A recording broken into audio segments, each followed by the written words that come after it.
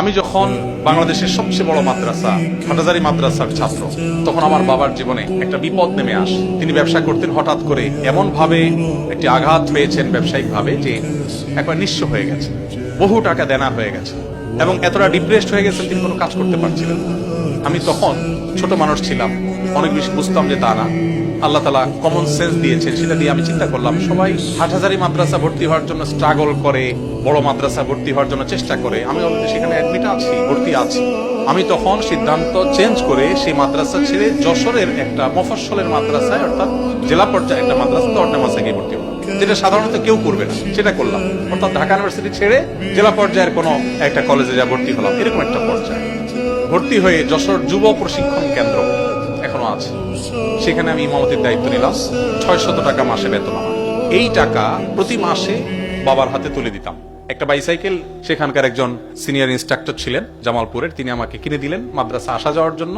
ওখানে 5 ওয়াক্ত ইমামতি করি, মানুষকে কোরআন শরীফ পড়াই এবং এর মধ্য দিয়ে আমি আমার পড়াশোনা চালাই। আবার মাঝে বাবার সংসার চলার জন্য মাসে 600 টাকা দিই। আমার মনে পড়ে 4 বছর আমি ইমামতি করেছি, এই 4 বছরে 48 মাসে কখনো 600 টাকা থেকে 6 টাকা আমি কেটে রাখি নাই। 600 টাকার সম্পূর্ণটুকু বাবার সংসারে দিয়েছি। এই 600 টাকা পরিপূর্ণ বাবার হাতে তুলে দিয়ে বাবাকে হেল্প করার চেষ্টা করেছি। আমার 600 টাকা তার হয়তো একটু উপকার হইলেও হবে, সেই জায়গা থেকে আমি চেষ্টা করেছি। আমি নিজে কখনো শখ করে কোনো কিছুই করি নাই, 6 টাকাও কখনো রাখিনি। নিজের একান্ত কিছু প্রয়োজন হলে সেটা বাবার কাছে আলাদা চেয়ে নিয়েছি, ভিন্ন বিষয়। এভাবে করে আমি আমার 4টি বছর কাটিয়েছি এবং কয়েক কিলোমিটার বাইসাইকেল চালিয়ে প্রতিদিন ক্লাস করা, ক্লাস পরবর্তী কোচিং টাইপ যে মাদ্রাসায় তাকরার হয়ে থাকে সেটা করা, সব করতাম।